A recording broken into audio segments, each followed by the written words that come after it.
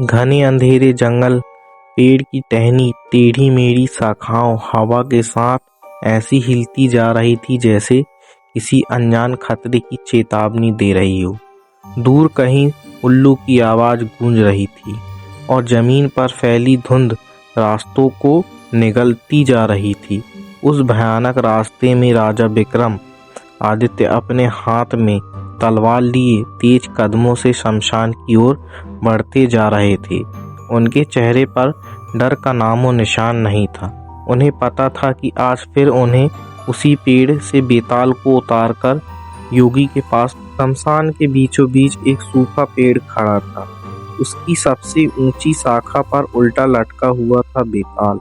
उसकी लाल चमकती आंखें अंधेरे में किसी आग की तरह दिखाई दे रही थी। जैसे ही विक्रम पेड़ के पास पहुंचे, हवा अचानक और ठंडी हो गई। बेताल जोर से हंसने लगा। हा हा हा, विक्रम तू फिर आ गया। कितनी बार कहा है, मुझे पकड़ना आसान नहीं है। विक्रम ने बिना कुछ जवाब दिए पेड़ पर चढ़कर बेताल को अपने कांधे पर उठाया और चल पड़े। कुछ देर तक सन्नाटा रहा। फिर बेताल बोला, राजन, रास्ता लंबा है, क्यों ना मैं तुम्हें एक कहानी सुनाऊं। लेकिन याद रखना, अगर तुमने जवाब दिया तो मैं उड़कर फिर उसी पेड़ पर लटक जाऊंगा। विक्रम चुप रहे। बेताल ने कहानी शुरू की। बहुत समय पहले की बात है। चंद्रपुर नाम का एक राज्य था। वहाँ का राजा न्यायप्रिय था, लेकिन उसका बेटा राजकुमार आर्यन बेहद घमंडी और रहस्यमय स्वभाव का था। राजमहल में हर सुख सुविधा होने के बावजूद राजकुमार रात होते ही महल से गायब हो जाता था। किसी को पता नहीं चलता कि वह कहाँ जाता है। सैनिक उसका पीछा करते, लेकिन वह हर बार अचानक गायब हो जाता। एक रात राजमहल की दासी मीरा ने राजकुमार को काले कपड़े में महल से निकलते देखा। उसके हाथ में पुराना नक्शा था। मीरा ने चुपचाप उसका पीछा किया। राजकुमार जंगल के बीचों बीच बने एक खंडहर मंदिर तक पहुंचा। मंदिर पुराना टूटा फूटा था, लेकिन अंदर दीपक जल रहे थे। मीरा डरते डरते दीवार के पीछे छिप गई। अचानक मंदिर के अंदर से आवाज आई, क्या तुमने वह चीज ढूंढ ली? राजकुमार बोले, नहीं, लेकिन मैं जल्द ही उसे हासिल कर लूंगा। तभी अंधेरे से एक बूढ़ा साधु बाहर आया। उसकी आंखें सफेद थी और हाथ में एक अजीब डंडा था। साधु बोला, याद रखना राजकुमार, अगर वह मणि गलत हाथों में गई तो पूरा राज्य बर्बाद हो जाएगा। मीरा यह सब सुन रही थी। वह कांप गई। अगले दिन राज्य में खबर फैली कि राजमहल के खजाने से एक प्राचीन मणि चोरी हो गई है। राजा क्रोधित हो उठे। उसने पूरे राज्य में खोज शुरू करवा दी। लेकिन उस रात एक और घटना हुई। महल के एक सैनिक की रहस्यमय मौत हो चुकी थी। उसके चेहरे पर डर साफ दिखाई दे रहा था, जैसे मरते समय उसे कोई भयानक चीज दिखी हो। धीरे धीरे सैनिकों की मौत बढ़ने लगी। हर शव के पास एक ही निशान मिलता, काली राख का गोला। लोगों में डर फैल गया। कोई कहने लगा कि यह किसी प्रेत का काम है। कोई बोला कि जंगल के मंदिर में कोई तांत्रिक शक्ति जाग चुकी है। राजा ने राजकुमार आर्यन को बुलाया। आर्यन, तुम्हें कुछ पता है? राजकुमार शांत स्वर में बोले, पिताजी, कुछ शक्तियां ऐसी होती हैं जिन्हें छेड़ा नहीं जाना चाहिए। राजा गुस्से से चिल्लाया, साफ साफ कहो। लेकिन राजकुमार वहां से चला गया। इसी रात मीरा ने देखा कि राजकुमार अपने कमरे में किसी से बात कर रहा है, लेकिन कमरे में उसके अलावा कोई नहीं था। राजकुमार बोला, मैंने तुम्हारा काम पूरा कर दिया है, अब वादा निभाओ। तभी कमरे में ठंडी हवा चली और आईने में अपने आप शब्द उभरने लगे, अंतिम बलि बाकी है। मीरा डर गई। अगले दिन राजा अचानक बीमार पड़ गया। पूरे राजमहल में अफरा तफरी मच गई। वैद्य हार मान चुके थे।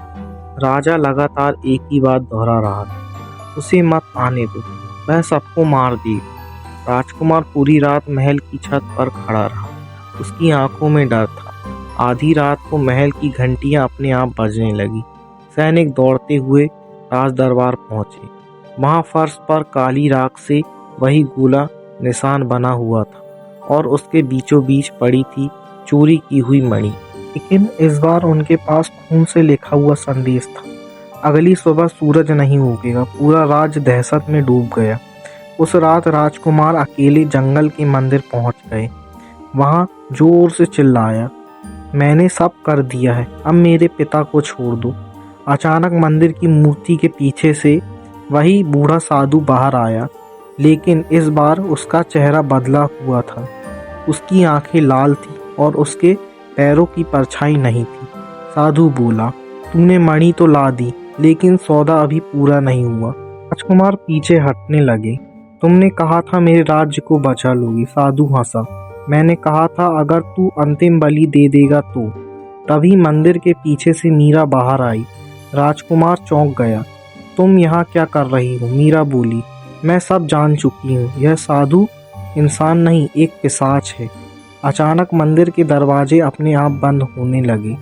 हवा में राख उड़ने लगी और मूर्ति की आंखों से काला धुआं निकलने लगा। पिशाच गरजा, अब कोई नहीं बचेगा। राजकुमार ने तलवार निकाली। मीरा पीछे हट गई। तभी पिशाच ने हमला किया। उसकी ताकत इंसानों से कई गुना ज़्यादा थी। लड़ाई शुरू हो गई। मंदिर की दीवारें कांपने लगीं। दीपक बुझ गए। अंधेरे में सिर्फ तलवार की चमक दिखाई दे रही थी। अचानक पिशाच ने राजकुमार को पकड़कर दीवार से टक्कर दे दी। राजकुमार घायल हो गए। मीरा चीखी, आर्यन। पिशाच धीरे धीरे उनकी ओर बढ़ने लगा। तभी राजकुमार ने अपनी आखिरी ताकत जुटाई। मणि उठाकर जमीन पर दे मारी। एक तेज धमाका हुआ। मंदिर रोशनी से भर गया और फिर सब शांत हो गया। सुबह जब सैनिक पहुंचे तो मंदिर पूरी तरह से जल चुका था, लेकिन अंदर सिर्फ दो लोग मिले, मीरा और राजकुमार।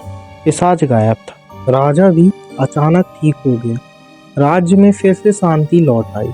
लेकिन कहानी यहाँ खत्म नहीं होती। विक्रम, कुछ महीने बाद मीरा ने ताजमहल में आईने पर फिर से वही शब्द देखे, अंतिम बलि बाकी है। इतना कहकर बेताल चुप हो गए। कुछ देर बाद वह बोला, बताओ विक्रम, अगर राजकुमार ने मणि नष्ट कर दी थी तो फिर वह शक्ति वापस कैसे आई? और आखिर असली गलती किसकी थी? राजकुमार की थी, मीरा की थी या राजा की थी? विक्रम कुछ क्षण सोच रहे थे और जैसे ही उन्होंने बोलने के लिए अपने होंठ खोले, बेताल जोर से हंस पड़ा। हा हा हा। विक्रम, तू फिर बोल पड़ा। और अगले ही पल वह राजा के कंधे से गायब हो गया। उड़ता हुआ फिर उसी शमशान के पेड़ पर जाकर लटक गया। घने जंगल में फिर से वही डरावनी हंसी गूंजने लगी।